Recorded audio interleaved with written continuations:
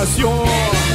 Obéissance, l'obéissance, l'obéissance, l'obéissance, l'obéissance, oh l'obéissance à l'agneau de Dieu.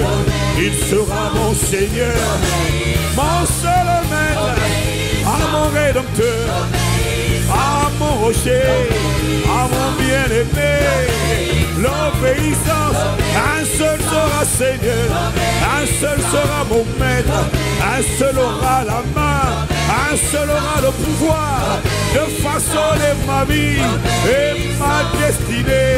L'obéissance, oh, l'obéissance, l'obéissance, l'obéissance, obéissance, obéissance,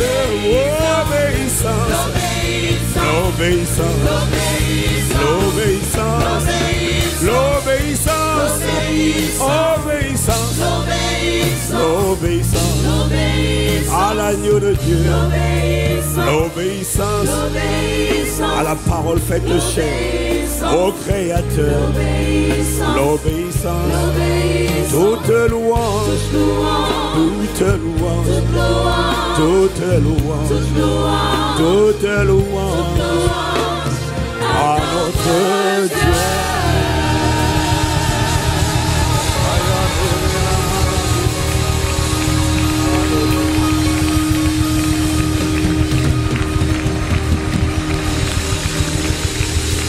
Ce matin, je veux chanter un chant d'amour pour mon Sauveur,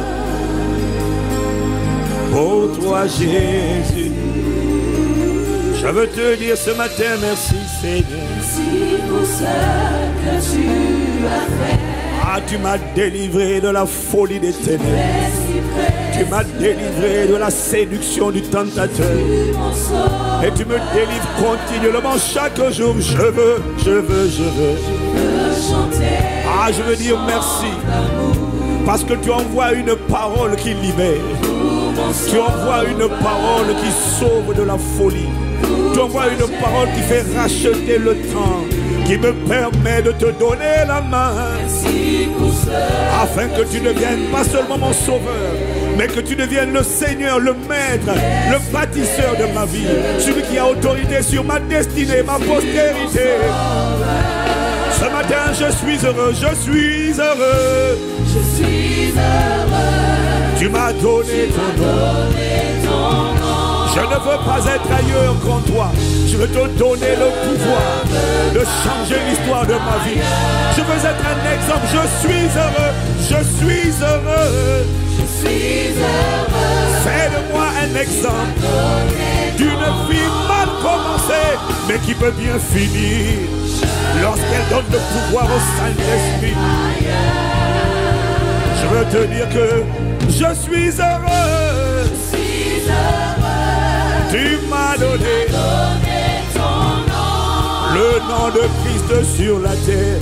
Je ne veux pas être ailleurs Que dans tes ah, ne me laisse pas être ailleurs. Sois le seul sauveur et Seigneur de ma vie. Dans les bras du maître, dans les mains du potier, dans les mains du propriétaire, dans le mains du maître d'orchestre, dans les bras de l'architecte, dans les bras de la fondation, dans les bras de mon refuge, dans les bras de mon abri, dans tes bras, être dans les bras de quelqu'un, c'est lui donner le pouvoir de te contrôler, de me serrer. Un seul serrera ma vie, un seul va étendre ses mains sur moi. Ton étreinte seule sera mon étreinte. Je veux demeurer dans tes bras. Dans tes bras, ça veut dire sous ton contrôle. Ça veut dire entre tes mains dans tes bras. C'est là que je veux demeurer tout près, tout près, tout près de toi. Tout près, tout près. Contre ton cœur. Tout près, tout près. Tout près de toi. posé entre tes mains. Comme l'argile entre les mains du potier. C'est là que je veux demeurer. Tout près, tout près. Dépendre de toi, te reconnaître sauveur, te reconnaître Seigneur, te reconnaître maître. Maître d'orchestre, celui qui a la main sur ma vie, celui qui façonne l'argile que je suis. Fais-moi demeurer, fais-nous demeurer. Tout près, tout près, dans tes bras d'amour. Ne me laisse pas être ailleurs que dans tes bras. Shakarada Maria Ramasaya. Fais-nous demeurer tendre Père dans tes bras. Façonne-nous, bâtis-nous, enracine-nous dans tes bras. Console-nous, étends ta main, alors que nous nous recommandons à toi, alors que nous te donnons le pouvoir, alors que nous ne voulons plus perdre du temps, nous voulons racheter le temps, dans l'expectative excitée de voir comment tu rectifies les trajectoires, comment tu changes les vies mal commencées, mais tu les fais finir bien. Là où nous avons mal commencé, là où nous avons mal démarré notre vie, merci de ce que la suite sera glorieuse. Pourquoi? Parce que nous te donnons, nous avons accepté de te donner le pouvoir en marchant dans l'obéissance. L'obéissance à ta sainteté, l'obéissance à la parole, l'obéissance à ta voix, l'obéissance à l'autorité, l'obéissance à la vérité, l'obéissance dans tous les domaines. Merci de ce que nos vies changeront. Notre passé ne sera pas notre futur. Tu rendras cette œuvre que tu as commencée. Tu la rendras parfaite et tu montreras à quoi ressemble la vie d'une personne qui a décidé de donner le pouvoir au Saint-Esprit. Merci. Nous te rendons l'honneur, nous te rendons la gloire. Nous te remercions d'avoir accepté d'être notre Sauveur et notre Seigneur. D'avoir accepté de reprendre le pouvoir. Montre ce que tu es capable de faire. Merci. Le meilleur est à venir. Tu seras révélé, tu seras glorifié. Tes projets se formeront, tes paroles s'accompliront. Ta gloire sera constatée, certifiée, attestée. Cette lumière brillera, ce sel impactera. Ces vases de terre, ces vies seront utiles à la gloire de ton nom. Merci. Ce n'est pas fini tant que tu n'as pas dit que c'est fini. Ce n'est pas trop tard pour toi. Ce n'est pas trop tard pour toi, mon frère. Ce n'est pas trop tard pour toi, ma soeur. Qu'importe comment tu vas commencer, lorsque tu lui donnes la main, tu lui donnes le pouvoir. Il va montrer ce qu'il est capable de faire. Ne me dis pas je suis trop vieux. Ne me dis pas j'ai 70 ans. Si tu as 70 ans, il te reste encore plusieurs années. Il te fait racheter le temps pour écrire une histoire qui avait mal commencé. Mais ma Bible dit qu'on se souviendra de la fin de comment tu as commencé. La fin de ton parcours. On ne se rappellera pas de ta vie, de tes débuts. On ne se rappellera pas de ton parcours. On verra la fin. Et la fin donnera envie. La fin donnera envie de suivre Jésus. La fin donnera envie d'aimer Dieu. La fin donnera envie d'acclamer Dieu au sujet de ton passage sur la terre. La fin de ta vie donnera envie de dire simplement waouh. La fin causera l'étonnement. La fin causera l'émerveillement. La fin obligera la louange à Dieu. Honneur, louange et gloire au potier. Nous sommes l'argile. À celui qui façonne l'argile. À celui qui prend des gens qui n'étaient rien, qui en fait des lumières qui éclairent le monde. Béni soit le nom du Seigneur, qui réécrit l'histoire de nos vies. Merci, Père. Merci. La parole que tu nous envoies dans cette saison révèle, indique un travail de purification qui pour beaucoup d'entre nous n'a jamais eu lieu depuis longtemps. Mais merci. Parce que nous sommes d'accord, Père, pour reconnaître combien elle serait difficile pour la chair, douloureuse pour l'âme. Nous reconnaissons, nous avons besoin de vomir tous ces poisons, ces saletés que nous avons trop longtemps gardés. Parce qu'il faut que Christ soit révélé.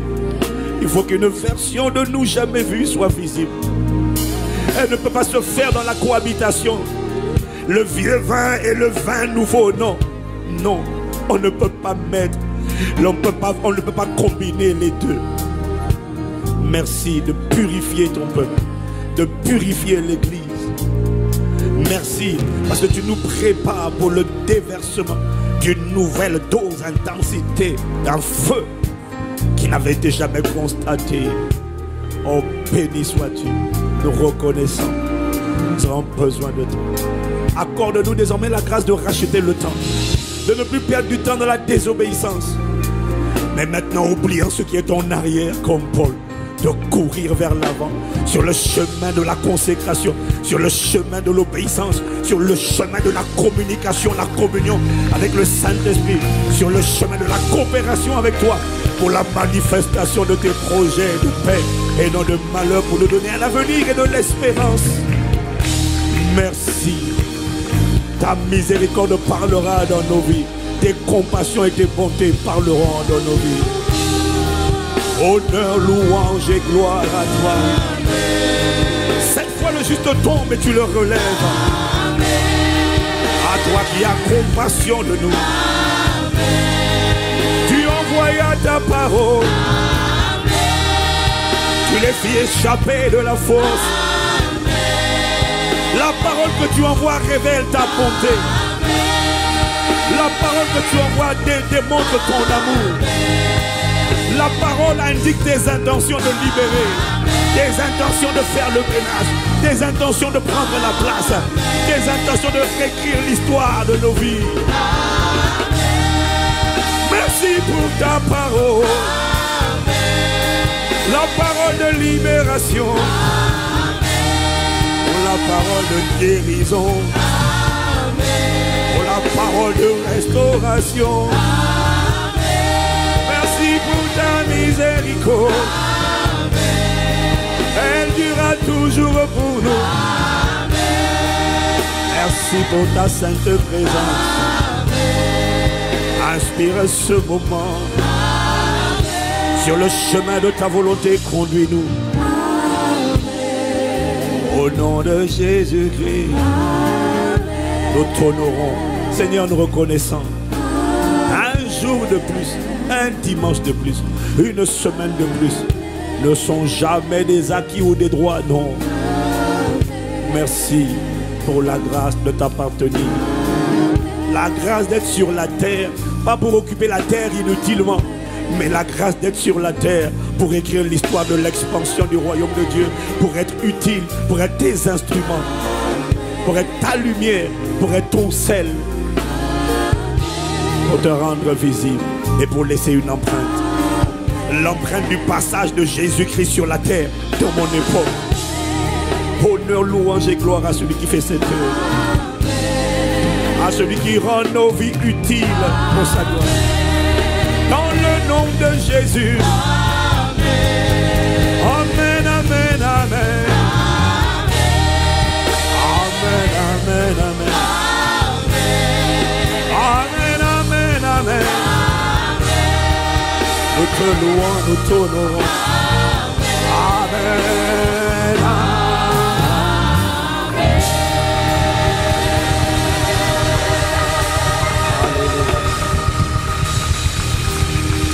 Alléluia. Amen. Bienvenue à Impact Centre Chrétien, bienvenue à notre grande famille ici présente dans toutes les salles, notre famille qui est connectée sur Internet. Alléluia, nous sommes ensemble, nous célébrons ensemble, nous adorons ensemble, nous contribuons ensemble, nous semons ensemble, nous concluons ensemble. Waouh! magnifique. Merci Seigneur. Alléluia. Mercredi, jeudi, vendredi, sous un froid polaire, annoncé, nous serons ici pour prier. Quand il fait froid, c'est là qu'il faut prier. La prière réchauffe. Ça réchauffe l'esprit, ça réchauffe l'âme et ça réchauffe le corps. Ce n'est pas la prière religieuse, c'est la prière fervente du juste. C'est ce que nous allons faire ici. Nous avons besoin de prier après les paroles que Dieu nous donne. Bien aimé, je ne sais pas pour toi, mais moi, je ressens une telle gratitude envers le Saint-Esprit pour la parole qu'il envoie. Vraiment. Elle cogne, elle donne des hypercutes, mais elle donne des hypercutes à ta chair et aux démons qui voulaient te contrôler. Elle ne donne pas des hypercutes à ton homme intérieur, à ton esprit. Elle purifie, elle libère ton esprit de tout ce qui voulait empêcher la manifestation du vrai toi.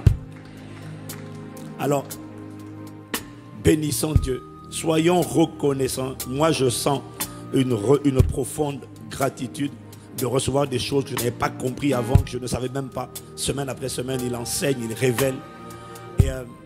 Et il me disait tout à l'heure, bénis Dieu quand la parole est révélée.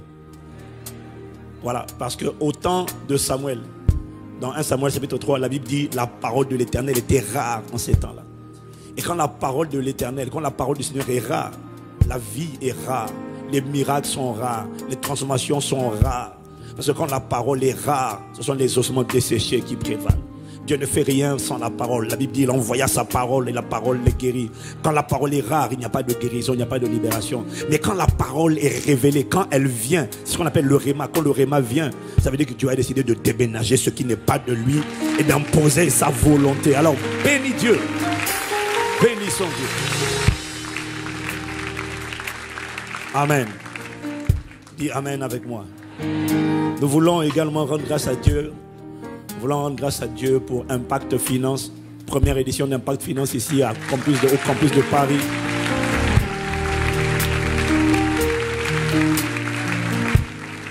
Ceux qui étaient là ont été richement édifiés. Nous avons apprécié. Vendredi soir, nous avons commencé par un temps de prière très fort. Je suis sûr que l'esprit de manque et de pauvreté dans ta vie a été brisé au nom de Jésus. Et samedi, on a eu 20 ateliers du matin au soir. C'était un vrai marathon. C'est pour ça que ce matin, on va pas trop, enfin on verra, mais sinon, on a beaucoup donné déjà, donc on va essayer de digérer, de calmer un peu. Aujourd'hui, il n'y aura que l'amour, t'inquiète pas, il n'y aura que l'amour et la joie. Parce qu'il y en a qui sont venus en disant, bon, qu'est-ce qui m'attend aujourd'hui? Non. Viens dans la paix, voilà, haut les mains, il n'y a pas de souci, ça va aller. Dieu va nous faire du bien ce matin par sa parole. Et sa parole fait toujours du bien, dis Amen. Donc, vraiment, Impact Finance, voilà, nous rendons vraiment grâce à Dieu. Quelque chose est en train de se passer. Voilà, et vivre l'abondance divine et la partager, c'est la volonté de Dieu. C'est ce qu'on a démontré hier. Le seul truc, c'est que, vous savez, les anglo-saxons, les Américains, c'est venu d'Amérique, après c'est allé au Nigeria et tout ça, enfin dans les pays d'Afrique. Beaucoup avaient mal compris l'abondance divine. L'abondance divine, c'est pas... Les Américains, c'est ça, c'est de là qu'ils sont inventés leur notion d'évangile de prospérité. Prosperity gospel. Il n'y a pas d'évangile de prospérité, ça n'existe pas dans la Bible. Il y en a qui l'ont inventé.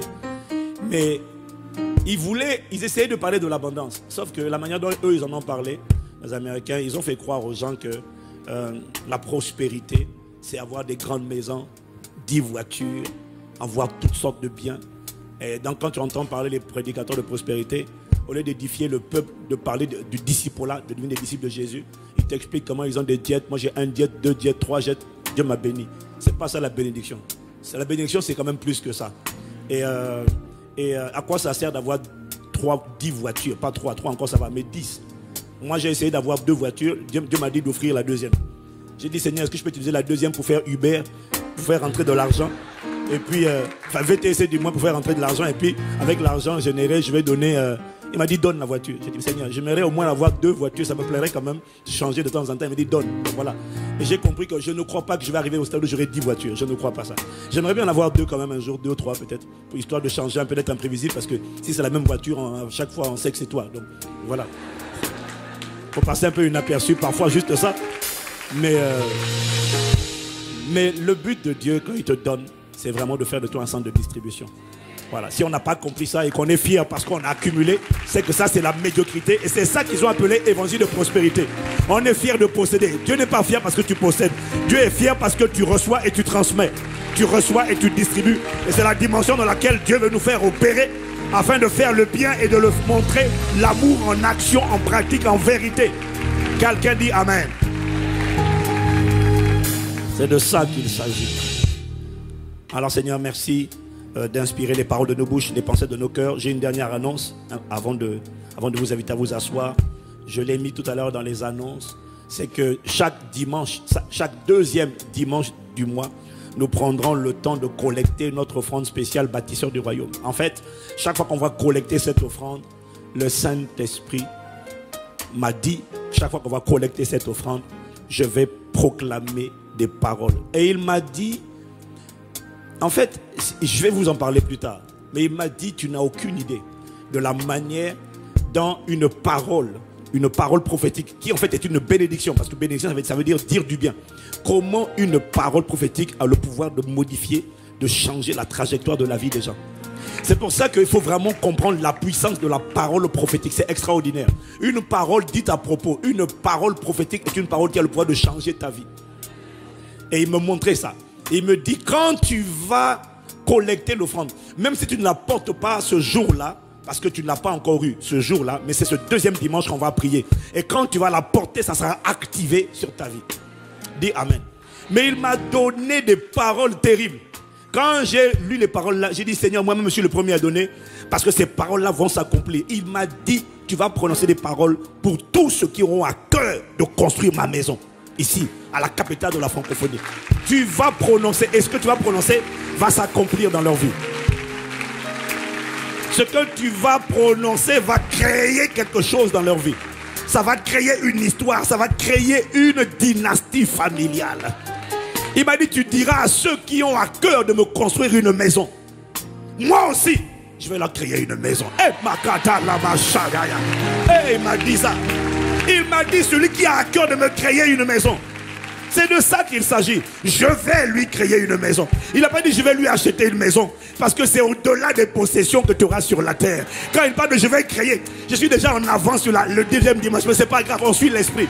Il m'a dit quand je dis je vais te créer une maison, il m'a dit ce que j'ai dit à David, je le dis à toute personne qui a à cœur de contribuer pour ma maison. Quand il dit je vais te créer une maison, il ne parle pas de je vais t'acheter une maison. Ça c'est juste la première phase. Il dit je vais te créer un nom, une dynastie, une postérité. On va le voir. Et il m'a dit quand ils vont apporter, tu prophétiseras. Waouh, karaba shakatalaba. Waouh. Je vois pas seulement ta vie, mais je vois des destinées mises en orbite pour la distinction, la faveur divine, de génération en génération. Je vois des hommes et des femmes qui vont comme des fusées lancer sur orbite tout ce qui va venir après eux. Comment? Par l'obéissance à une instruction divine. Si tu ne crois pas, reste de côté. Je te garantis que nous serons nombreux. Je ne parle pas à Impact Centre Chrétien Paris. Je parle à tous ceux qui sont connectés à cette famille, tous ceux qui reconnaissent la voix autorité apostolique, la voix prophétique depuis cet autel et qui croient à la parole qui était annoncée. Ce que je dis, cette invitation ne s'adresse pas à ICC Paris.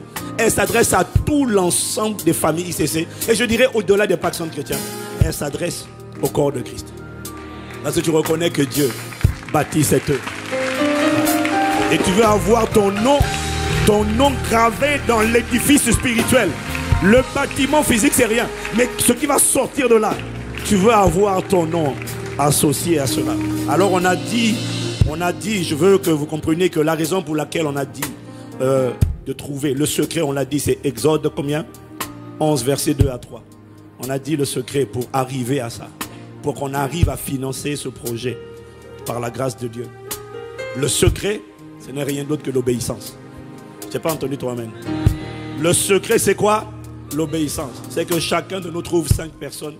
Toi, tu apportes. On avait dit apporte tous les mois. Mais en fait, c'est parce qu'on a réalisé que ça a l'air beaucoup plus réalisable lorsque la personne arrive à se projeter mensuellement, avoir 100 €. Et tu trouves 5 autres personnes qui vont donner 100 € Là, quand tu dis ça, la plupart d'entre nous, on arrive à se projeter. Et trouver les 100 euros, ça ne sera pas... On ne te demande pas, alors, il y a ce que toi tu vas apporter, dis Amen. Dieu te donnera la semence pour l'apporter, dis Amen. Et il y a les 5 personnes pour lesquelles tu vas prendre les enveloppes que tu as eues là, aujourd'hui. Si tu ne les as pas, tu les prendras à la fin. Tu vas prendre les enveloppes et on va prier pour ces enveloppes-là tout de suite. Je vais prier pour ça. Et Dieu va te conduire vers les 5 personnes. Si tu arrives et que tu lui parles de ce projet, tu lui dis, est-ce que tu ne veux pas semer? Alors en fait, soit il amène 100 euros tous les mois, mais sinon, si il donne 1000 euros d'un seul coup, le problème est bouclé, tu le laisses tranquille pour le reste de l'année, tu vas chercher d'autres personnes. Mais Dieu va conduire tes pas vers les personnes bien disposées. Tu n'as pas à quémander, tu n'as pas à supplier, tu n'as pas à implorer les gens. Non, tu leur dis, voilà ce que Dieu est en train de faire. Les banques ne nous accompagnent pas. Nous, on croit que Dieu veut le faire. On va le faire nous-mêmes par la grâce de Dieu. Et on sollicite, on t'invite à faire partie d'une telle dynamique divine. Et on va prier pour toi de manière spécifique. Et Dieu va arroser ta vie de 1000 manières. Quelqu'un me dit Amen. Et donc, on ne va pas les quémander. Dieu va guider nos pas vers les personnes qui sont disposées. Et à la fin de chaque mois, tu auras trouvé toutes les 5, tu auras rempli les 5 enveloppes. Donc si tu ne les amènes pas le deuxième dimanche du mois, ce n'est pas ça qui compte. Ce qui compte, c'est que tu prennes les enveloppes, tu les apportes. Mais on établit le deuxième dimanche du mois comme étant le jour où nous allons prophétiser, proclamer, appeler. Est-ce que c'est clair pour tout le monde? Est-ce que c'est clair? La réussite de cette initiative divine viendra par notre obéissance. C'est-à-dire, tu vas par la foi, tu oses. Et si on a 2000 personnes qui font ça, 2000 personnes qui font ça tous les mois, si tu emmènes pour toi et tu vas sur la parole prophétique trouver les 5 autres, si on est 2000 personnes à faire ça, on couvrira de manière miraculeuse le budget pour finir, parce qu'on a commencé, pour finir tous ces travaux en un an. Il faut que ce soit fini en un an. Il faut que le prochain Impact Conférence juillet 2019, nous trouve dans notre 2019, alléluia, nous trouve dans notre futur campus au nom de Jésus. J'ai dit juillet 2011 nous trouve dans notre futur campus. Prends tes enveloppes. 2019, c'est ça, non? Qu'est-ce que je dis? Encore? C'est pour voir si ton voisin suit. Alléluia. 2019, alléluia. Lève les enveloppes avec moi. Tu en prends 6, une pour toi, 5 à distribuer. Dieu va te donner la provision. Enfant, va demander aux parents. Sinon, va demander à McDonald's. Va faire du babysitting. Tiens. Deviens un nounou. Deviens un nounou. Ou si c'est un garçon, garde tes frères. Va regarder les enfants des voisins, ils vont te faire une offrande. Alléluia. Dis avec moi, Père, dans le nom de Jésus, merci de ce que tu m'accordes l'opportunité de devenir un bâtisseur du royaume. Une personne qui contribue à te bâtir une maison. Père, tu as dit dans ta parole que tu donnes de la semence à celui qui veut semer. Mets la semence dans ces enveloppes pour que je puisse apporter ma semence au nom de Jésus. Dirige mes pas vers les personnes bien disposées dont tu as déjà incliné le cœur afin qu'ils apportent leur semence à cet édifice divin. Conduis mes pas au nom de Jésus. Père, pour chaque personne qui va contribuer, je demande à ce que tu les surprennes, à ce que tu me surprennes de manière rapide, de manière instantanée, rémunère de 1000 manières la semence qui sera apportée sur ce mois de mars. Merci pour la grâce que tu nous accordes d'être des bâtisseurs au nom de Jésus. Amen. Amen. Amen. Amen. Amen. Amen. Seigneur, nous te remercions. Tu as dit dans ta parole qu'il y a plus de joie à donner qu'à recevoir. Et l'incrédulité des banques ne peut pas freiner la fidélité de Dieu. J'ai dit l'incrédulité des banques ne peut pas arrêter la fidélité et la capacité de Dieu. Alors sur ta parole, nous marcherons et nous te faisons confiance. Accorde-nous seulement la grâce de faire en sorte que ton fardeau soit notre fardeau, afin que nos fardeaux deviennent les fardeaux de ton cœur. Merci Père d'inspirer les paroles de nos bouches et les pensées de nos cœurs. Qu'elles te soient toutes agréables au nom de Jésus. Amen. Amen. Amen. Avant de vous inviter à vous asseoir, je voudrais dire un mot pour tous ceux qui m'écoutent et sont connectés avec moi sur Internet. Ce que je suis en train de dire, vous savez, Impact Finance qu'on a organisé avant-hier, hier, c'est le genre de plateforme dans le monde, ce n'est jamais gratuit. Nous, on l'a fait librement, accès libre, accès gratuit, enfin, accès, participation libre, entrée gratuite. On l'a fait avec joie, on l'a donné avec joie. Et je veux vraiment vous inciter, vous inviter à ne pas prendre ces paroles-là en vain, à vous qui êtes connectés sur Internet, à faire partie de cette initiative divine avec nous, afin que Dieu nous fasse monter ensemble. Amen. Si tu es habitué à regarder sur Internet et dès que c'est fini à te déconnecter, pour la partie bâtisseur du royaume, là, ne laisse pas cette histoire-là s'écrire sans toi. Dis Amen. Non, je parle à celui qui est à Internet. Dis Amen. Acclamons, acclamons, acclamons, acclamons. Alléluia. Et vous asseoir dans sa présence. Amen. Lord, we thank you.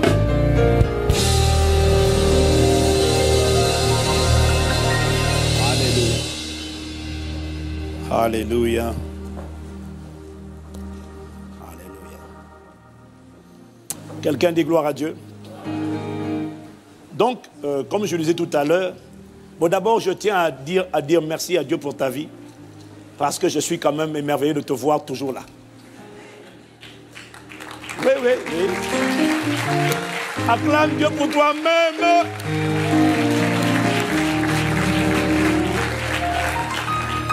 Tu as compris qu'il y a une parole que Satan redoute que tu entendes, c'est la parole sur...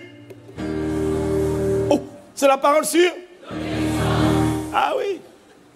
J'ai eu plusieurs témoignages de personnes qui, en venant à l'église, il y a une sœur qui me disait qu'elle est venue au culte, elle est juste allée aux toilettes, et puis elle entend une voix lui dire « Rentre chez toi ». Je dis « Mais pourquoi ? Rentre chez toi, ne reste pas là ». Elle dit « Je ne peux pas rentrer chez moi ». Elle a discuté, elle a contesté, elle dit « Non ». Et puis quand elle est venue s'asseoir, la parole l'a tellement hypercutée, c'est-à-dire tellement cogné sa chair, secoué son âme, qu'elle a demandé à me voir, elle a dit « Je ne peux pas partir sans vous voir ». Elle dit « Cette parole-là, c'était ma vie. J'avais besoin de l'écouter. » Et la voix lui disait « Rentre chez toi ». La voix ne voulait pas qu'elle écoute la parole, parce qu'il ne voulait pas que le Saint-Esprit prenne le pouvoir. Mais toutes les voix qui veulent te dissuader d'obéir sans renverser, et elles se taisent définitivement au nom de Jésus de Nazareth. Quelqu'un me dit Amen.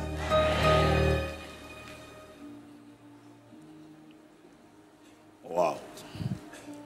Dis à ton voisin, réduis, non, dis-lui, fais taire l'accusateur. Il ne t'a pas suivi. Dis à quelqu'un d'autre. Fais taire l'accusateur.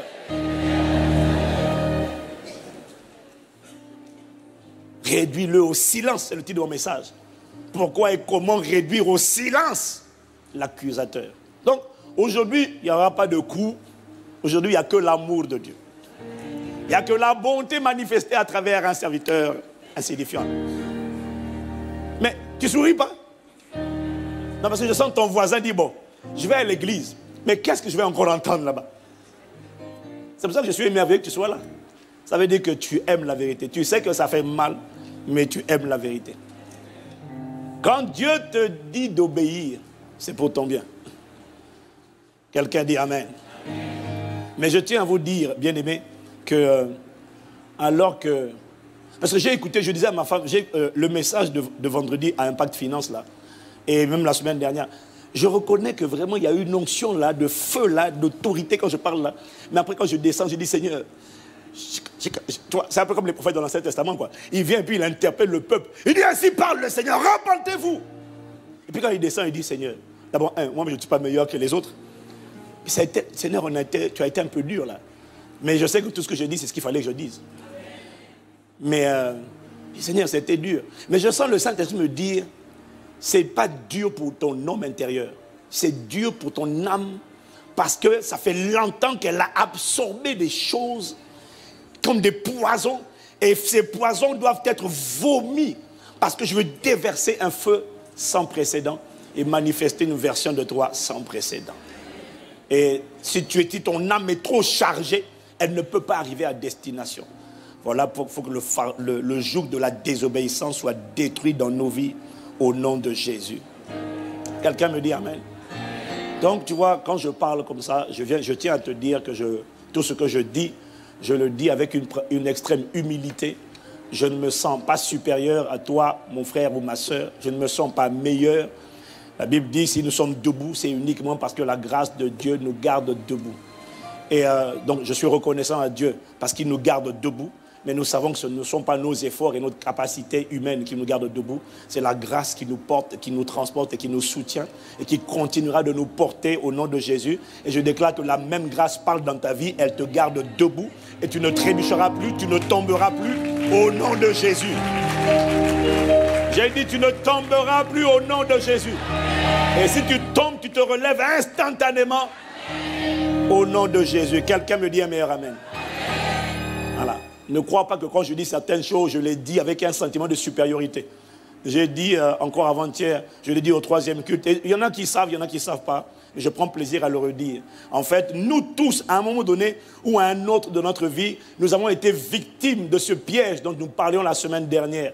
Ce piège du tentateur qui consiste à nous dire, quand nous avons désobéi à Dieu, que ça va quand même aller. Alors tu vois, moi j'ai dit que quand je me suis marié avec mon épouse, quand on était fiancés, je me suis marié en janvier 99, je n'avais jamais embrassé mon épouse sur la bouche, même pas jamais. Parce que je croyais, je craignais Dieu. Et tous les deux, pas seulement moi, nous tous les deux, nous avions la crainte de Dieu, la révérence de Dieu.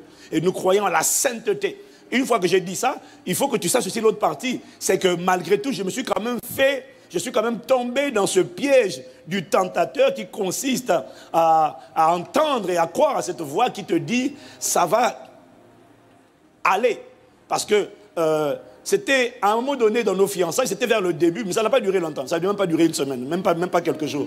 C'est qu'à un moment donné, juste dans notre cheminement, tu sais, bon, voilà, alléluia.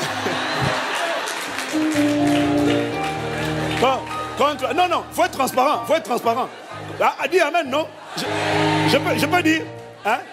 Quand tu as fait 4 ans et demi sans toucher la moindre femme, le jour où tu redécouvres une femme, j'ai eu la pensée de juste contempler comme Adam et aller au-delà, de toucher. Mais je n'ai pas touché, j'ai touché. Attends, laisse-moi dire. Oh, mais allons.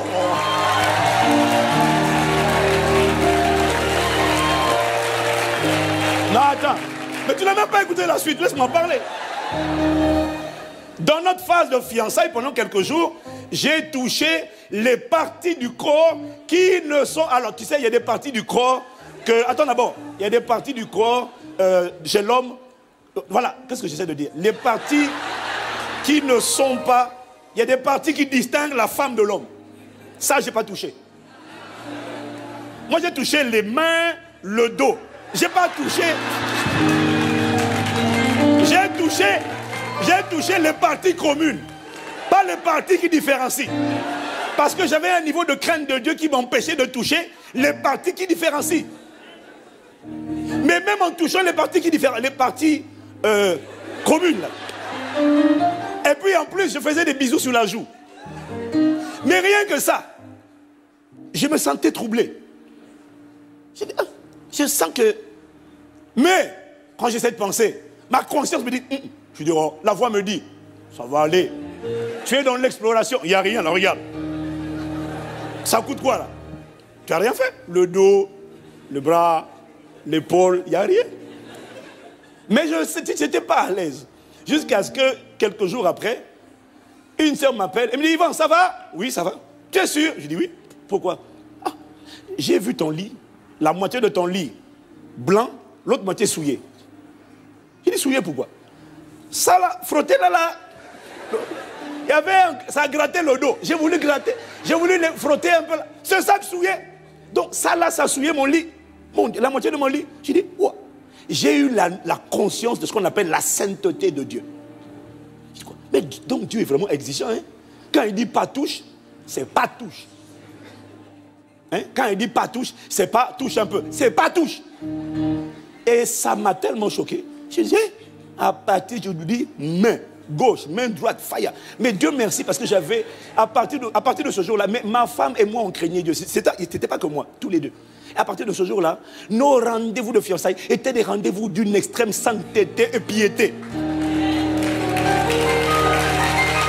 Wow. Mais comme ma femme est sage et qu'elle craint Dieu, son habillement était un habillement de sainteté. Il y en a qui sont fiancés.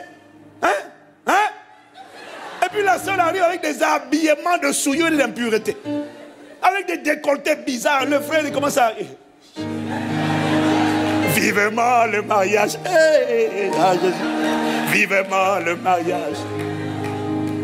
Mon frère, que Dieu t'accorde la grâce d'être comme pasteur Yves et moi. Des radicaux. Tu dis couvre-toi totalement. Sinon, fiançailles révisées. Tu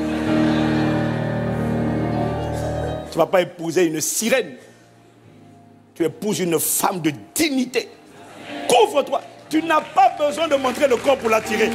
Tu n'as pas besoin de montrer le corps pour donner envie. Non. Il doit avoir la beauté intérieure.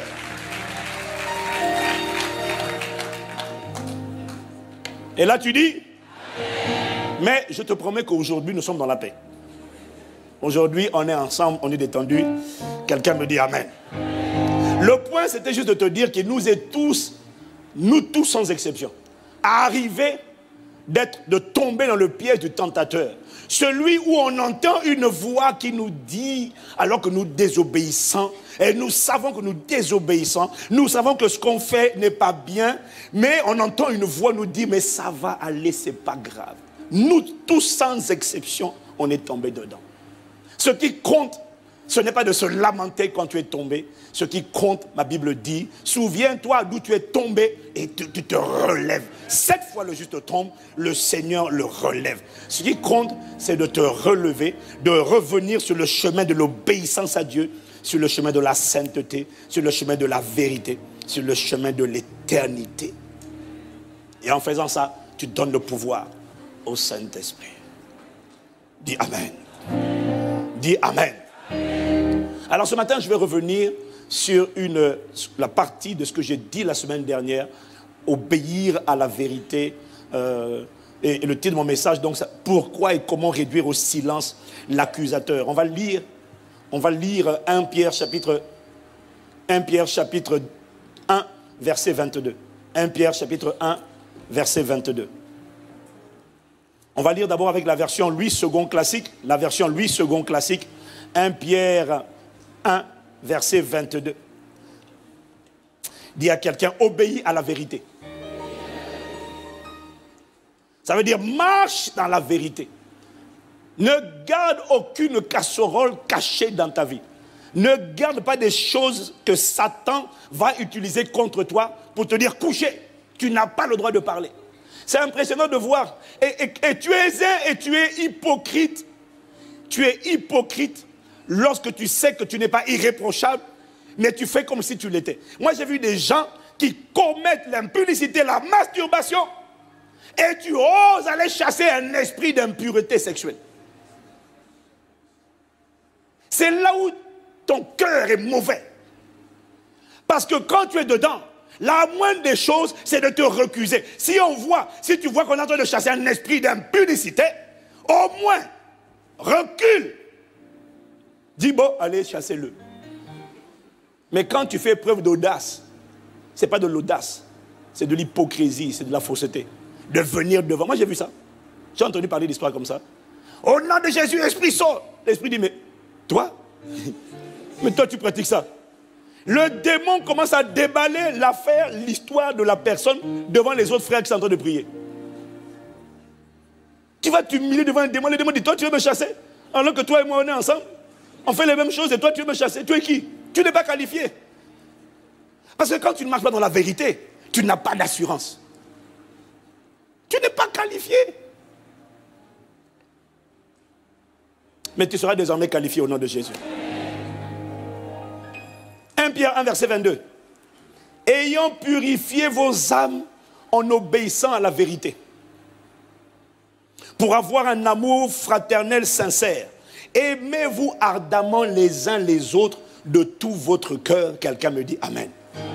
Regarde ce qu'il dit. Ayant purifié vos âmes en obéissant à la vérité.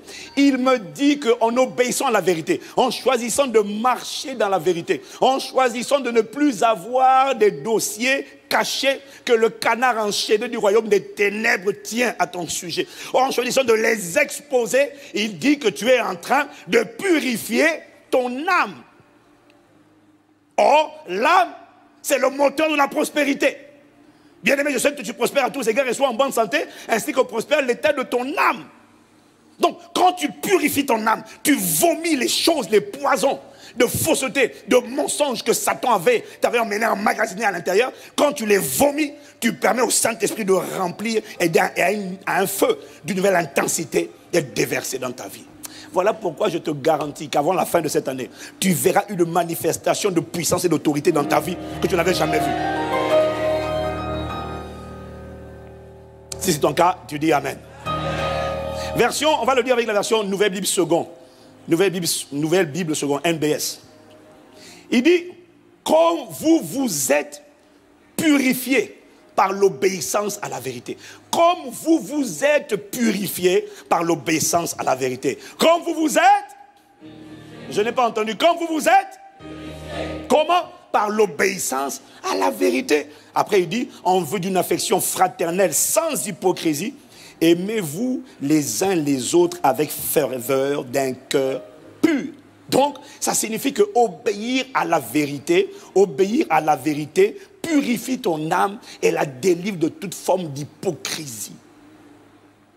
Et te permet alors du coup d'aimer sincèrement, fraternellement les frères et les sœurs d'un cœur pur, sans hypocrisie. Obéir à la vérité. La vérité c'est celle-ci, c'est que quand tu caches des dossiers, quand tu as des choses que tu n'as pas avouées, tant que tu as des choses que tu caches, il y a un esprit de mensonge qui est assis dans ta vie. Cet esprit de mensonge va pervertir tes sentiments, il va pervertir tes émotions, il va pervertir ton jugement, il va pervertir ton discernement. Quand tu caches des choses, tu ne peux pas avoir une relation basée sur la sincérité, la confiance, la vérité avec les gens. Même quand tu dis « je t'aime de l'amour du Seigneur », il y a quelque chose de faux. Quand tu caches, c'est-à-dire que quand tu ne marches pas dans la vérité, ça veut dire que tu choisis la fausseté et le mensonge. Quand tu choisis la fausseté et le mensonge, tu auras du mal à avoir des relations sincères. C'est ce qu'il est en train de dire. Des relations mutuelles d'amour.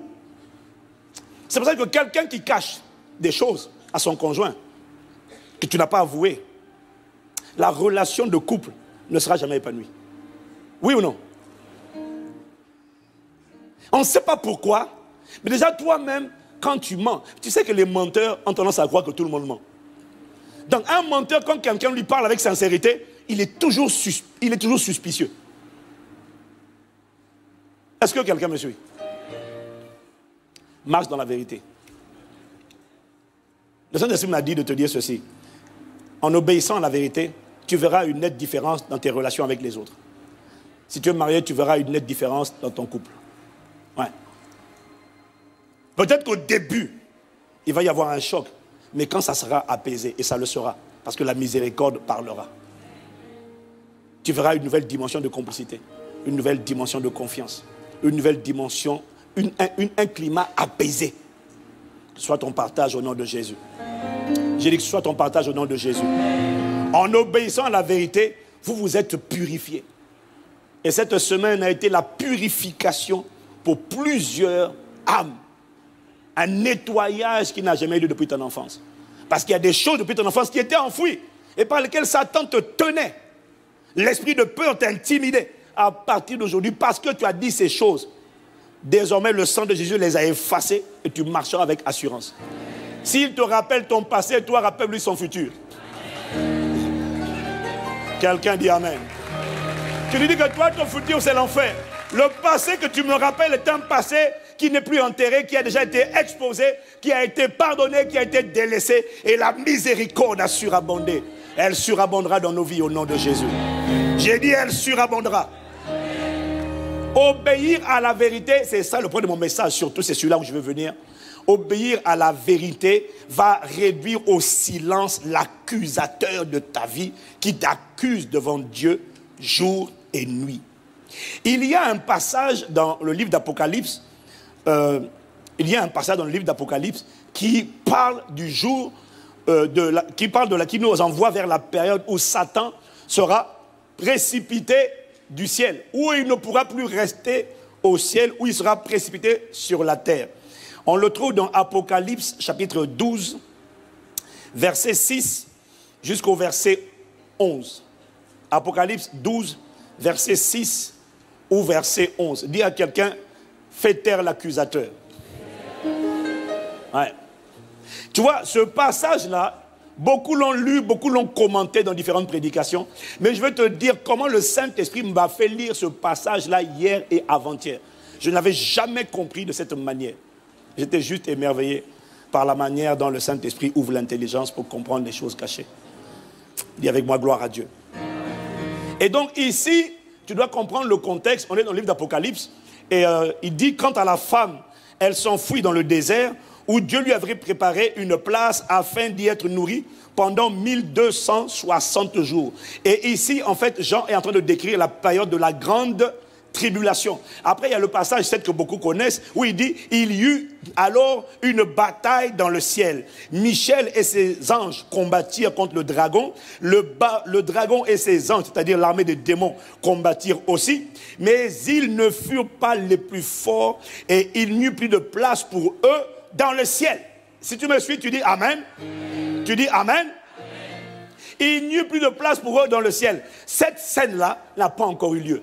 Il y en a qui te disent, ouais, il y a eu une guerre dans le ciel. C'est pas vrai. Cette scène-là n'a pas eu lieu. Il est en train de nous parler d'une séquence qui va se produire pendant la période de la grande tribulation. Et il est en train de dire que pendant la période de la grande tribulation, il va y avoir une guerre dans le ciel qui sera manifeste où Michael va combattre contre le dragon et ses anges et il n'y aura plus de place pour eux dans le ciel. Et c'est là où, verset 9, il fut jeté dehors le grand dragon, le serpent ancien, appelé le diable et Satan, celui qui séduit ou celui qui égare toute la terre. Il fut jeté sur la terre et ses anges furent jetés avec lui. Il ne sera plus trouvé de place pour Satan dans le ciel. Or, pour l'instant, Satan a encore son quartier général dans le deuxième ciel. Comment tu sais ça, pasteur Ivan? C'est parce que Éphésiens, Paul te dit à travers Éphésiens que nous n'avons pas à lutter contre la chair et le sang, mais contre les principautés, les autorités, les esprits méchants dans les lieux célestes, les princes de ce monde de ténèbres, les esprits méchants dans les lieux célestes. Donc ils sont encore dans les lieux célestes. Mais le temps viendra où toutes ces puissances sataniques là,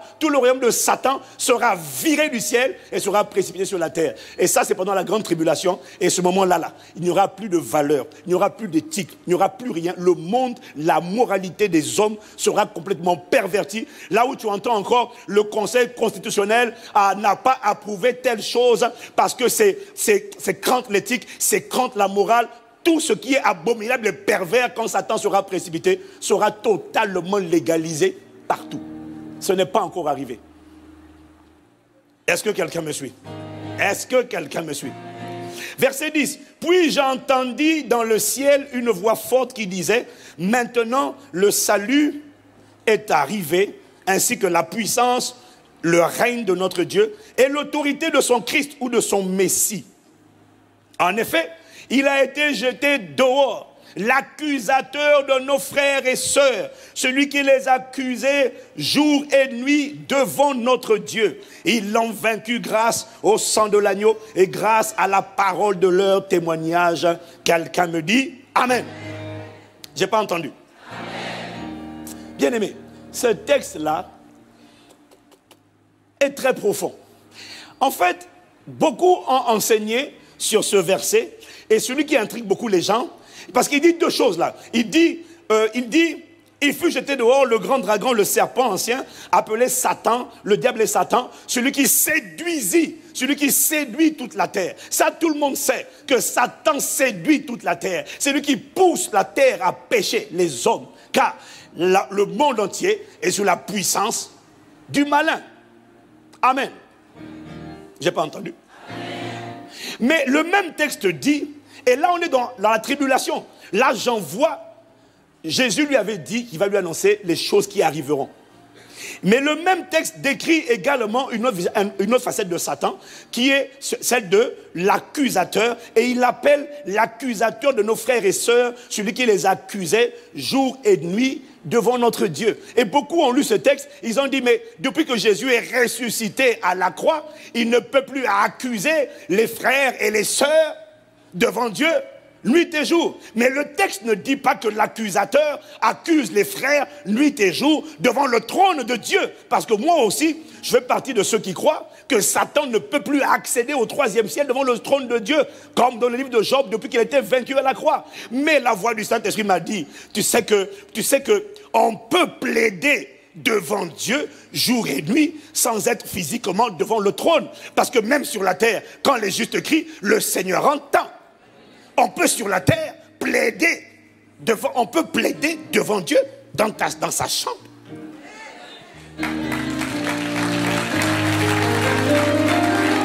Alors, il y a quelque chose de très important ici qu'il m'a dit de nous partager. Parce que Paul dit de ne pas ignorer les desseins du diable. Comment il opère. Est-ce que quelqu'un me suit?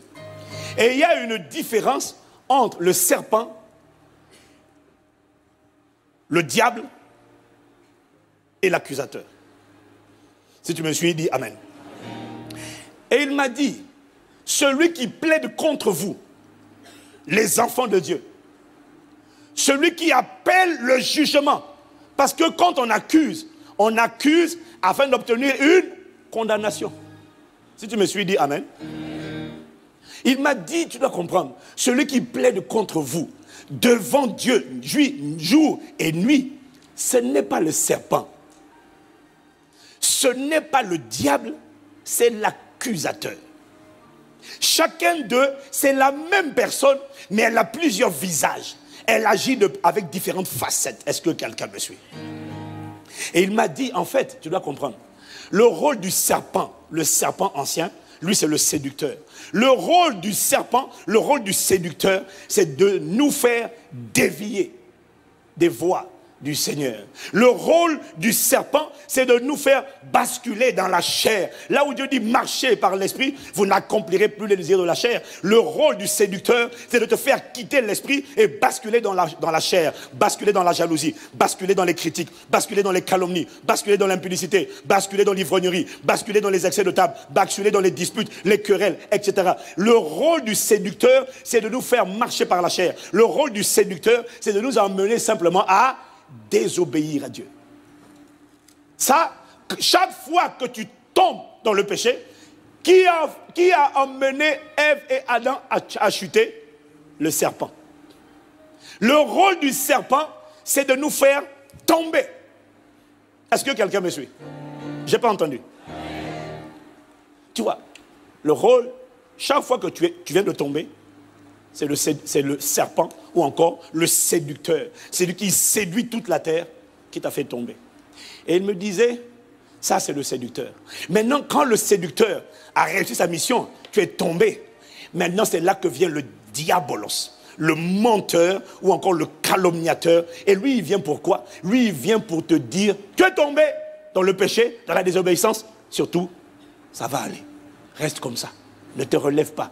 Dieu dit, 7 fois le juste tombe, le Seigneur le relève. Mais une fois quand il va se relever, il va dire au juste, reste seulement comme ça. Tu as déjà commencé, c'est pas grave. Tu sais, Dieu est tellement bon. Dieu t'aime. Il m'a dit, qui fait ça? C'est le menteur. Quel est le rôle du menteur? Le calomniateur, le diable. Il ment sur la parole de Dieu. Il calomnie la parole de Dieu. Il dit, c'est une voix qui te dit, Dieu bluffe. Oh. Dieu met la barre haute. Mais il sait que cette barre n'est pas atteignable. Dieu dit, vous serez saints, car je suis saint. Mais Dieu sait que tu ne peux pas être saint. Dieu sait que c'est normal que tu couches, que tu mentes. Ne t'inquiète pas pour toi. Qui parle? Le diable. C'est-à-dire celui qui ment contre la parole de Dieu. C'est une voix qui te dit que ce que Dieu a dit, même quand Dieu a dit, voici les malédictions qui se répandront sur vous, qui sont votre partage. Tu ne peux pas envoyer la malédiction. ça va aller. Toi, ça ne te touchera pas.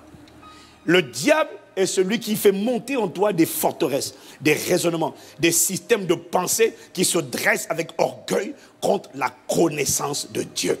Le diable est celui qui va te dire, surtout, reste tombé. Tu as commencé. Quelqu'un dira, le vin, c'est quoi hein? Il y a un truc sur le vin là, j'ai oublié. Comme j'ai arrêté de boire le vin. Voilà, c'est ça, j'ai arrêté ces jours-là. Donc. Mais ce n'est pas interdit. Hein. Le vin est tiré, il faut le boire. Voilà. Tu as commencé déjà. Finis la bouteille. Allons. Tu as commencé le péché. Continue seulement. Non mais je vais me relever. Laisse tomber, ça va aller. Qui est à l'œuvre? Ce n'est pas le séducteur. Ce n'est pas le serpent. Le serpent, il voulait te faire tomber dans le péché.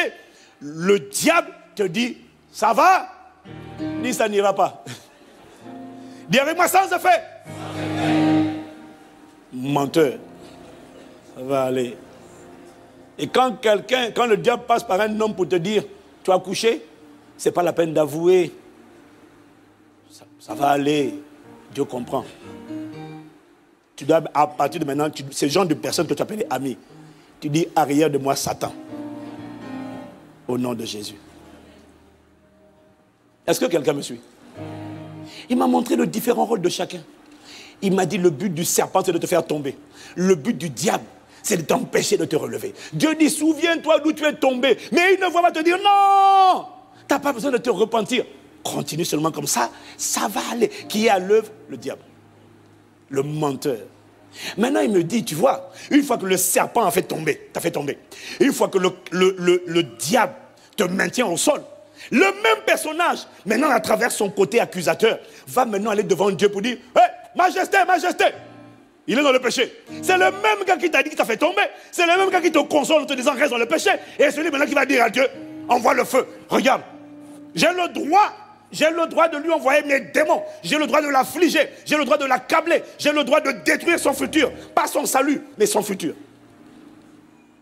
Parce que j'ai le droit de mettre ma main. Puisqu'il m'obéit, il ne t'obéit pas. Il m'obéit. J'ai le droit de mettre ma main sur lui et de contrôler la trajectoire de sa vie et de polluer son futur et de détruire sa postérité. J'ai le droit. Qui fait ça? L'accusateur. C'est celui qui se tient. Ici, il dit, il se tenait devant Dieu. Et jour et nuit, il accuse les frères et les sœurs. Alors, il y en a qui vont te dire, et moi-même j'ai écouté ça, c'est impossible, pasteur Ivan. Qu'est-ce que tu es en train de dire? Tu es en train de contredire la parole de Dieu. C'est impossible que l'accusateur m'accuse devant Dieu jour et nuit. Puisqu'il est écrit dans Romains 8 au verset 1, il n'y a désormais donc aucune condamnation pour ceux qui sont en Christ.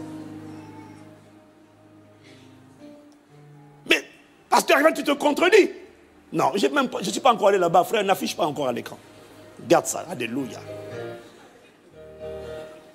Voyez, ça là, faut m'écouter attentivement là. C'est une séduction terrible. Ce texte dit que le serpent séduit. L'accusateur accuse les frères et les sœurs devant Dieu, jour et nuit. Pourquoi il accuse? Pour obtenir la condamnation. Mais l'accusateur est malin. L'accusateur, c'est le procureur. Et quelqu'un va dire, mais on ne peut pas m'accuser, puisque j'ai été, il n'y a plus de condamnation pour ceux qui sont en Christ. Est-ce que quelqu'un me suit? Donc, il y en a qui vont s'appuyer sur ça, pour te dire, sur Romains 8, verset 1, pour dire, Satan ne peut plus t'accuser devant Dieu. Le Saint-Esprit m'a dit, c'est faux. Satan peut t'accuser, pas devant le trône, mais de là où il est là, il a le droit de t'accuser et d'obtenir ta condamnation. C'est ce que je vais te montrer. Alors, d'où vient le problème? En fait, le problème vient des versions Louis II. Il y a une différence entre Romains 8, 1, dans le texte original grec, et puis le texte Louis II. Est-ce que quelqu'un me suit? Parce que le texte exact, et tu vas prendre King James, le roi Jacques, tu vas prendre toutes les versions anglaises, la plupart des anciennes traductions, mettent en fait exactement, je l'ai trouvé, mais c'est dans second révisé, c'est pas dans Louis II classique. Parce qu'il dit en réalité ce texte, la phrase là, il manquait une phrase dans Louis II. Je ne peux pas expliquer pourquoi ils ont enlevé, mais ils ont enlevé. Mais Louis II révisé a gardé, remets à l'écran maintenant. Lui, second, a gardé. En fait, littéralement, ce texte ne dit pas « Il n'y a donc aucune condamnation pour ceux qui sont en Christ ». Non. En fait, le texte dit littéralement, c'est ce que dit lui, second, révisé, « Il n'y a donc maintenant aucune condamnation pour ceux qui sont en Jésus-Christ ». Mais c'est pas tout. Qui marche, non, selon la chair, mais selon l'esprit. Ah, cette précision, elle a été enlevée.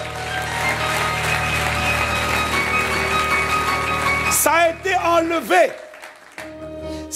La phrase ne s'arrêtait pas là. La phrase ne dit pas « Il n'y a plus de condamnation pour ceux qui sont en Jésus-Christ ». Parce que de manière factuelle, de manière honnête, tu connais beaucoup de chrétiens que le diable condamne. C'est-à-dire, quand on dit condamnation, c'est quoi? La condamnation à mort, ça veut dire quoi? Ça veut dire que Satan dit « Moi et mes œuvres ».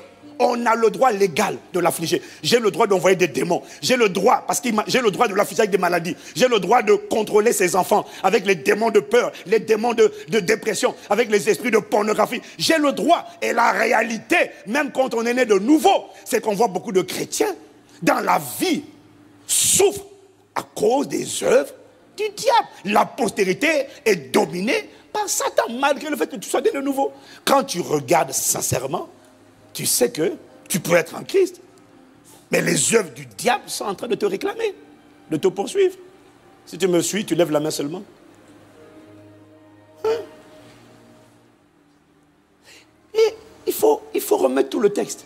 Il n'y a plus de condamnation pour ceux qui sont en Christ. C'est-à-dire ceux qui sont en Christ et qui sont conduits par l'Esprit et non pas par la chair. Ceux-là, il n'y a plus de condamnation. Mais ceux qui marchent selon la chair, ils ne peuvent pas dire qu'il n'y a plus de condamnation. Le verset n'est pas bien dit, c'est pas vrai.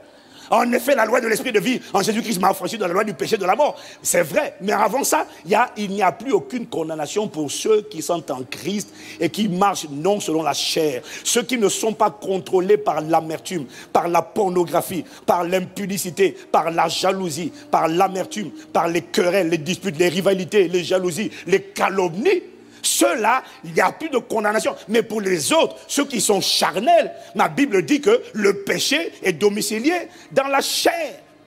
Ceux qui sont charnels, toutes les œuvres de la chair, toi et moi, on sait que ce sont des péchés qui commencent par les pensées, qui se traduisent par des actes. Dis amen si c'est vrai.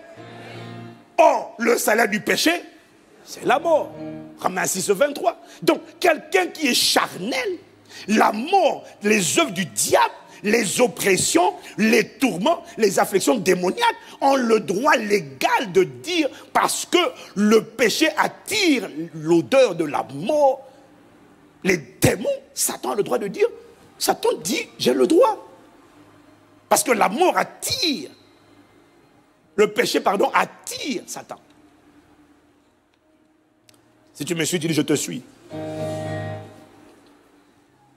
Réfléchis, bien-aimé. Tu vois, quand on n'a pas compris ça, on croit qu'il n'y a plus de condamnation. Satan ne peut pas me toucher. Si. Il peut te toucher sans problème, sans difficulté. Et les faits te le prouvent. Ta vie te le prouve. On peut ouvrir une porte à Satan qui était fermée. Même quand tu es né de nouveau, va, injurie l'autorité, méprise l'autorité, ment volontairement, délibérément, un esprit de mensonge. Ça, tu es tombé. Si tu ne te repens pas, parce que la repentance, c'est l'acte par lequel tu te relèves de ta chute. Tu ne te repens pas, tu persistes dedans, ne t'inquiète pas. Un esprit de rébellion va rentrer, va dire, hey, mon gars, on est là, je suis là pour te démolir et pour détruire ta postérité et pour détruire tout ce que tu vas toucher, tout ce que tu vas construire. Alors, je vais t'utiliser pour faire des coups d'état, détruire ce que font les gens, et puis après, quand on aura fini avec les gens, on va en finir avec toi, on va te massacrer toi aussi. Ça te va comme programme? Oui, mon gars, on y va. Yo, allez, continue de désobéir. C'est ça. Satan ne peut pas t'accuser. Il ne peut pas, à mon avis, devant le trône de grâce. Mais il n'a pas besoin de monter devant le trône de grâce. Moi, depuis ma chambre, je peux plaider devant Dieu. Mais lui aussi, il n'a pas besoin d'être devant le trône. Il peut plaider contre toi et moi devant Dieu, nuit et jour. Le gars, il n'est pas persévérant, mais dis donc, il sait rester. Waouh! Qu'est-ce que j'essaie de te dire? Tu vas comprendre. L'accusateur, quand il accuse, son objectif, m'a dit le Saint-Esprit, c'est de te faire condamner. En fait, il me disait, l'accusateur cherche à obtenir la levée de ton immunité divine afin que les démons puissent se ruer sur toi. L'accusateur veut obtenir de Dieu que l'ange assigné à ta protection baisse son épée. L'accusateur va plaider contre toi devant Dieu, jour et nuit, pour que Dieu retire sa main. L'accusateur sait que Dieu ne fait pas de favoritisme. Il connaît Dieu, il connaît la parole de Dieu. Il ne connaît peut-être pas Dieu, mais il était auprès de Dieu et il connaît la justice de Dieu. Si tu me suis de Dieu, je te suis. L'accusateur sait que Dieu ne peut pas continuer de couvrir, de protéger une personne qui transgresse sa justice. Parce que Dieu est juste. L'accusateur sait que le juste juge ne peut pas continuer de préserver une personne qui transgresse sa justice. Parce que Dieu est juste, même si cette personne c'est son propre enfant. Ce qui parle dans le tribunal, c'est la justice. L'accusateur le sait.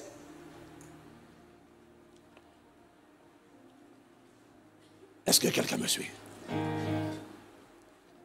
L'accusateur va tout faire pour que la parole que Dieu a prononcée se retourne contre toi et te juge. C'est pour ça que Jésus dit, dans le passage qu'on a lu la semaine dernière, c'était dans le livre de Jean, c'était au chapitre 12, versets 47 à 48, quand Jésus dit, si quelqu'un ne garde pas ma parole, ce n'est pas moi qui le juge. Je suis venu pour juger, pas pour juger le monde, mais pour le sauver. Celui qui vous juge, ce n'est pas moi, c'est la parole que j'ai prononcée. Est-ce que quelqu'un me suit un peu ce matin?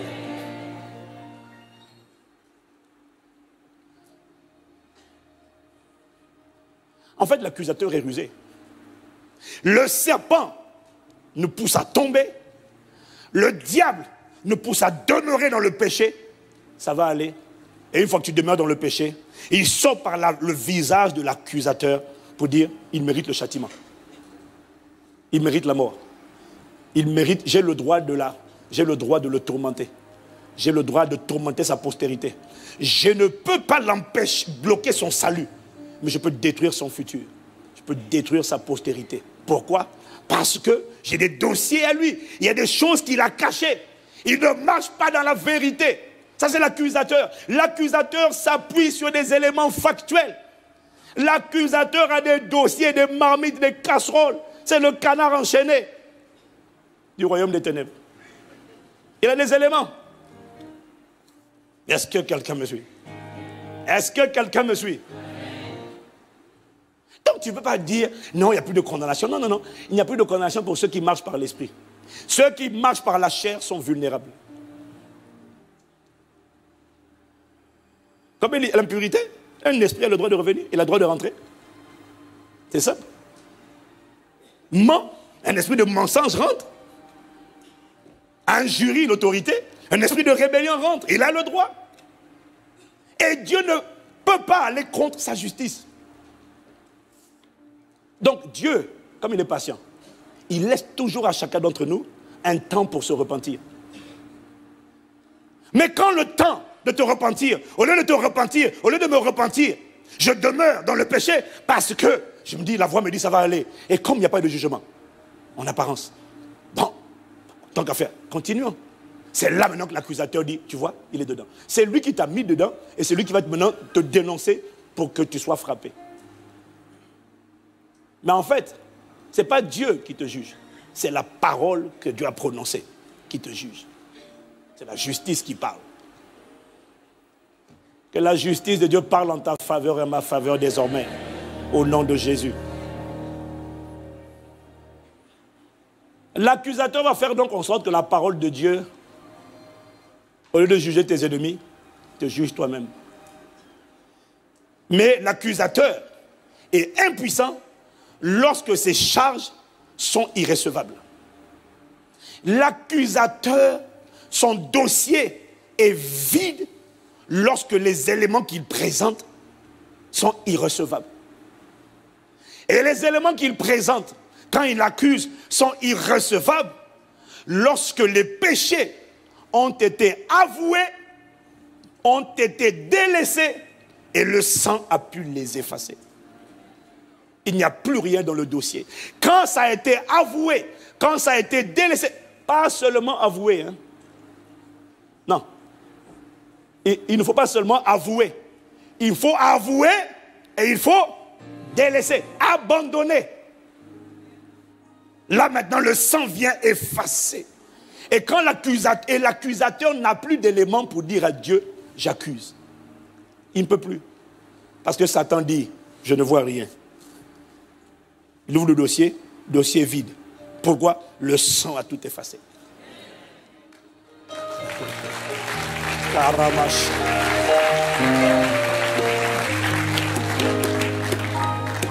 Voilà pourquoi le Saint-Esprit nous dit dans Proverbe 28, verset 13, bien-aimé. Celui qui cache ses transgressions ne prospère pas. Celui qui les avoue et les délaisse obtient miséricorde. Celui qui les avoue et les délaisse obtient miséricorde. La seule façon de réduire au silence la voix de l'accusateur contre ta vie, c'est d'avouer, de délaisser, et ainsi tu vides le casier. Tu vides le casier judiciaire devant la cour céleste de justice et il n'a plus rien sur quoi s'appuyer. C'est pour ça que Dieu dit, ne cache pas. Dis. Peut-être que quand tu vas dire aux hommes, ça va te valoir des pénalités, des sanctions, des tensions, mais au moins le casier est vidé et Satan n'a plus d'emprise. Et ce que nous allons faire, c'est que là où tu as choisi, tu as accepté de dire la vérité et tu as décidé de délaisser. Parce qu'il faut que je te dise une chose. Délaisser le péché, délaisser la désobéissance, c'est d'abord une question de détermination. Tu n'es pas trop fait pour délaisser, c'est faux. La raison pour laquelle tu n'arrivais pas à te débarrasser d'un péché, c'est parce que tu le cachais. Le jour où tu l'exposes, tu avoues. Là où l'esprit t'intimidait. Comment peux-tu chasser un esprit d'impudicité alors que tu commets l'impudicité? Mais quelle folie! Esprit d'impudicité, sors de ma vie. Bon, je vais quand même pratiquer tes œuvres. Mais tu n'as pas de pouvoir. Tu as de l'assurance lorsque tu as renoncé à ces œuvres. Délaisser un péché, c'est une question de détermination. Même s'il y avait un esprit qui te poussait à le faire, le jour où tu l'exposes et où tu avoues, la main qu'il avait sur toi est ôtée. Quand on va prier pour toi, l'esprit va partir. C'est ce qui va se passer cette semaine. Le Saint-Esprit va restaurer les vies. Il va restaurer la santé.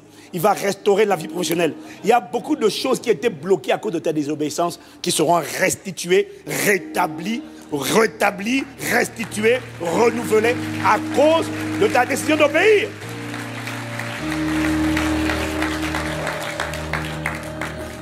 Ce n'est pas la peine de venir à ce programme mercredi, jeudi, vendredi. Si tu fais partie des gens qui ont dit « Je cache mes péchés, ça me concerne, je n'en parle pas, je marche dans le mensonge. » Reste chez toi, ça ne sert à rien de venir. Je ne sais pas comment ça va se passer, mais je sais qu'il va y avoir une très forte présence de Dieu. Parce qu'il va y avoir un peuple qui a décidé, qui en obéissant à la vérité, a été purifié. Et la pureté, la purification précède toujours le feu. C'est ce qui va venir. Et si ce n'est pas ta décision, reste de côté. Parce que si jamais on fait le ministère et qu'on t'impose les mains, avec la connaissance que tu as, juste pour faire la comédie, tu fais comme Simon, le magicien, qui dit, donnez-moi aussi cette onction pour que je puisse manipuler les gens. Ça ne va pas t'aider. Ça ne va pas t'aider. Seigneur, merci pour cette parole. Accorde-nous la grâce de ne plus ignorer les desseins du diable. Chaque fois que je suis tombé, le séducteur m'a piégé. Chaque fois que je suis maintenu, je suis demeuré dans le péché. dans la fausseté, le mensonge. J'ai été victime d'une attaque du diable, du calomniateur, du menteur, qui m'a fait croire qu'il n'y aurait pas de conséquences à la désobéissance. Je te demande pardon. Je te demande pardon. Pardon d'avoir donné à l'accusateur les armes, les dossiers pour m'accuser. Parce que je n'ai pas voulu avouer. Parce que j'ai caché mes transgressions. Parce que je n'ai pas décidé de les délaisser.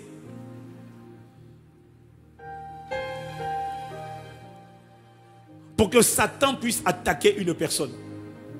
Pour que les démons puissent affliger une personne. Il faut qu'ils aient eu gain de cause. Ils n'affligent pas par hasard.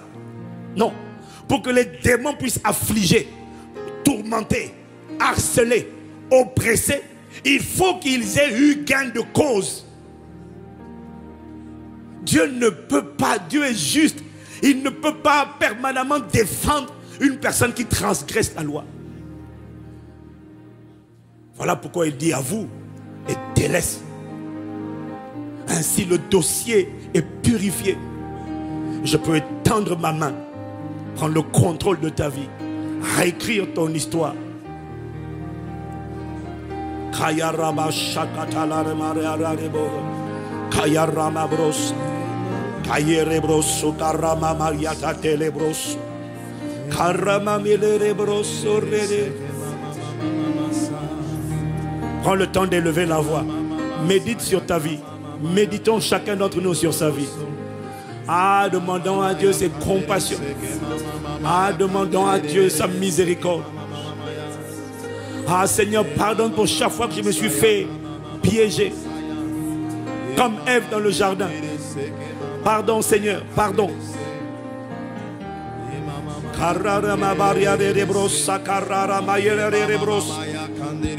Rosso carrabe berere boros. Shandele barasarare.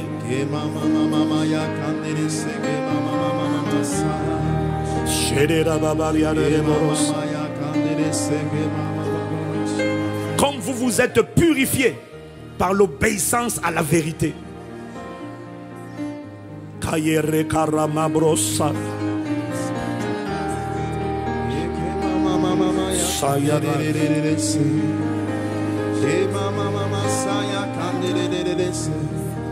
Ta miséricorde durera toujours. Ta miséricorde.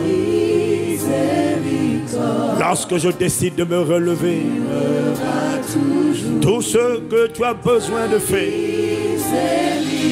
c'est de quitter le chemin de la désobéissance à Dieu, de revenir à ton Père,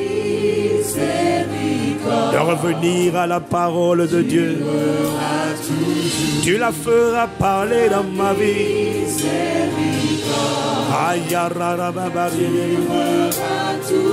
Non, non, non, ce n'est pas fini. Tant que tu n'as pas dit que c'est fini. Lorsque s'humilie devant toi le peuple que tu as fait, lorsque s'humilie devant toi les vases que tu as fait, tu te souviens d'avoir compassion.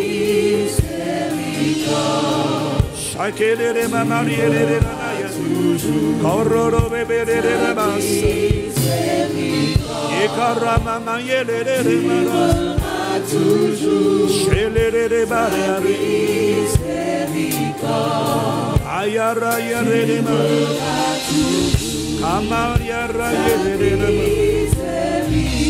Orobo sakarema,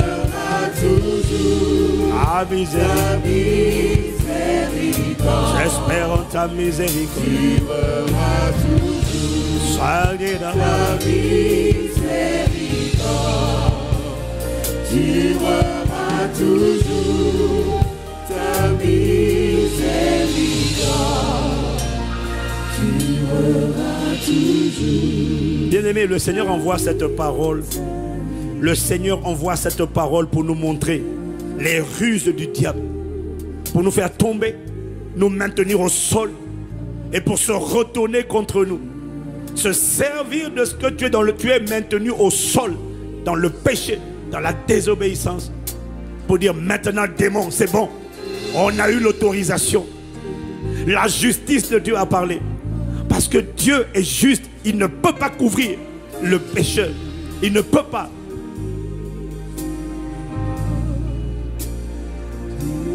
Mais merci de ce que alors que nous avouons et que par ta grâce nous délaissons, ta miséricorde va affluer. Père, ta miséricorde va affluer. Ta miséricorde va affluer. La miséricorde de Dieu corrige la trajectoire de ta vie quand elle avait mal commencé. La miséricorde modifie la trajectoire. La miséricorde modifie la trajectoire de ta postérité, de tes enfants. Ils avaient mal commencé. La miséricorde, lorsqu'elle parle, elle fera en sorte qu'un enfant que Satan avait réquisitionné, celui qui l'avait réquisitionné finira par le lâcher. Parce que la miséricorde libère la puissance de Dieu. La miséricorde libère la capacité de Dieu. La miséricorde n'est pas automatique. La miséricorde exige une repentance sincère. Et la miséricorde exige la prière.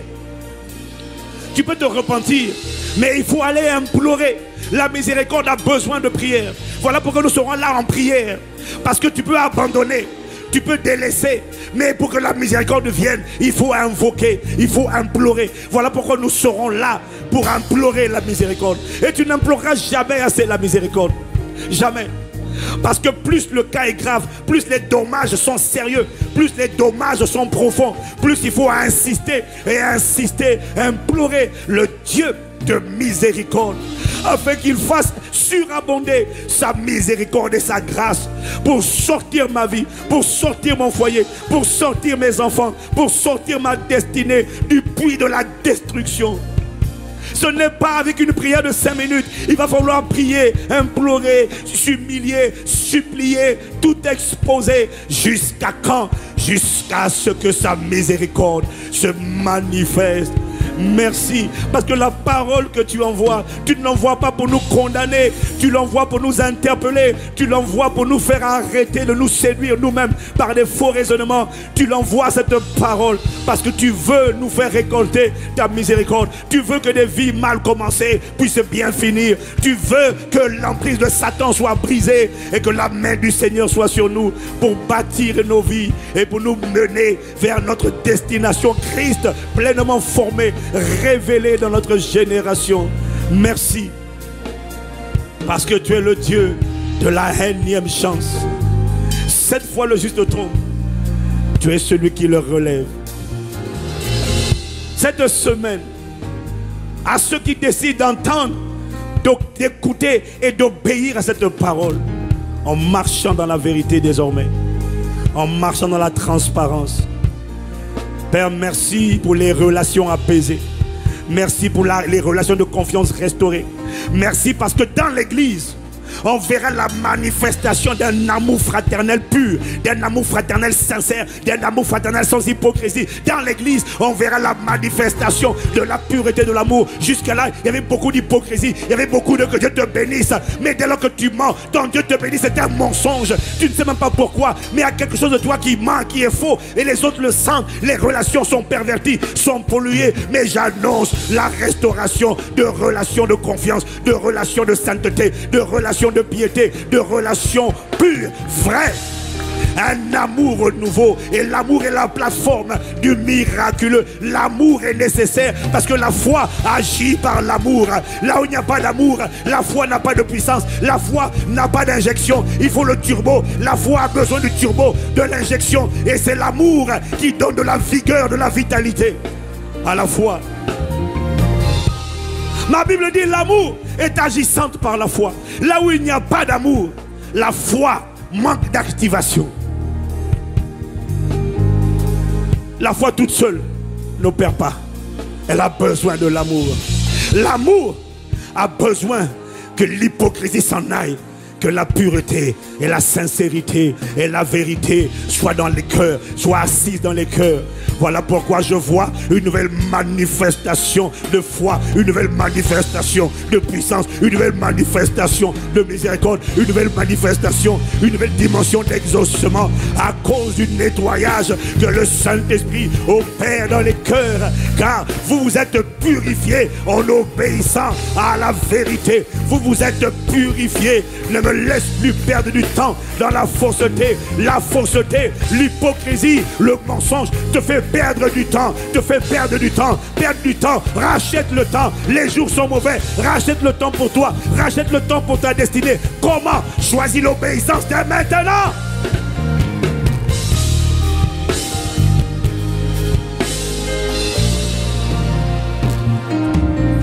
Seigneur, merci. Merci pour ta présence. Merci pour ta parole. J'annonce l'entrée dans une nouvelle ère de la communion du Saint-Esprit de l'Église. J'annonce l'entrée dans une nouvelle ère de puissance, d'autorité, d'amour, de solidité, d'humilité. À cause de la décision d'obéir. J'annonce l'ébranlement, le renversement des forteresses de mensonges établies par le menteur, le calomniateur, le diable, quels que soient les domaines dans lesquels il avait érigé ces forteresses. J'annonce l'ébranlement et le renversement de ces forteresses sataniques de mensonges au nom de Jésus. J'appelle le triomphe de la vérité. J'appelle le triomphe de la piété. J'appelle le triomphe de la sainteté. J'appelle le triomphe de la parole de Dieu dans nos cœurs. J'appelle le triomphe de la parole de Dieu dans l'église locale. Je commande l'expulsion de tous les démons qui avaient pris racine dans l'église. C'est fini à cause du choix d'obéir à la vérité. Nous proclamons et déclarons l'ébranlement de tous les systèmes sataniques démoniaques qui prévalaient dans l'église et qui bloquaient d'une certaine manière, ralentissaient l'église d'une certaine manière. Tout ce que vous avez mis en place est ébranlé parce qu'un peuple décide d'obéir à la vérité, à la parole de Dieu. Désormais, la main du Seigneur est sur Impact Centre Chrétien. Désormais, la main du Seigneur est sur nos vies. Désormais, la main du Seigneur est sur nos foyers. Désormais, la main du Seigneur est sur nos enfants. Désormais, la main du Seigneur est sur notre postérité. Désormais, la main du Seigneur est sur tout ce que nous entreprenons. Désormais, la main du Seigneur commande toutes les choses. Désormais, les projets du Seigneur se manifesteront. Désormais, les projets de paix et non de malheur voient leur manifestation maintenant. Désormais, les vies bloquées, les mariages bloqués, les travails bloqués sont débloqués au nom de Jésus. Désormais,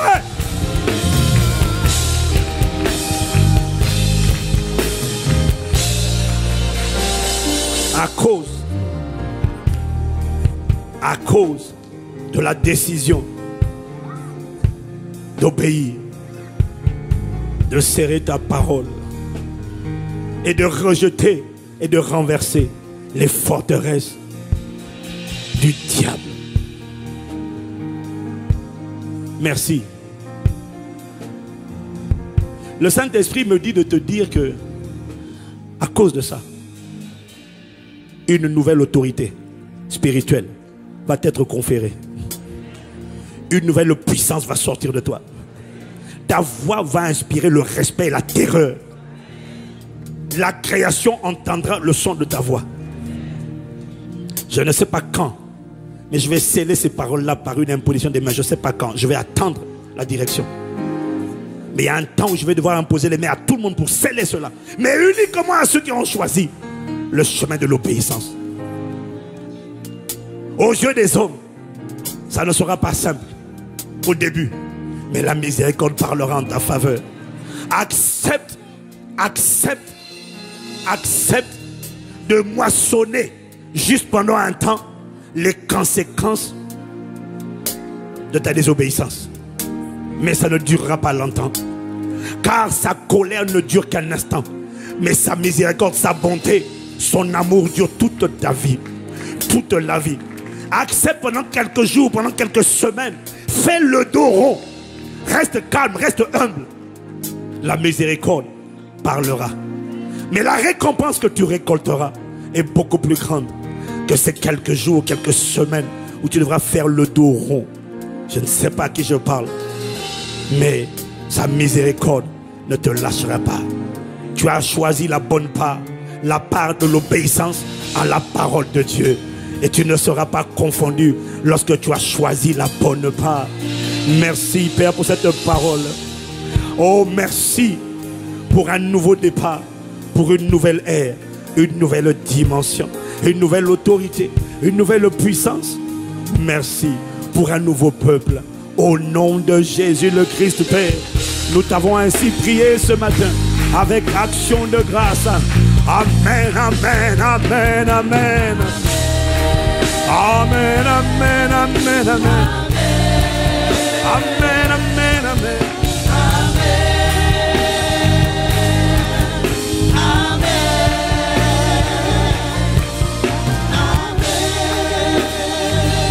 Hallelujah. Yes, God. We thank you. Wow.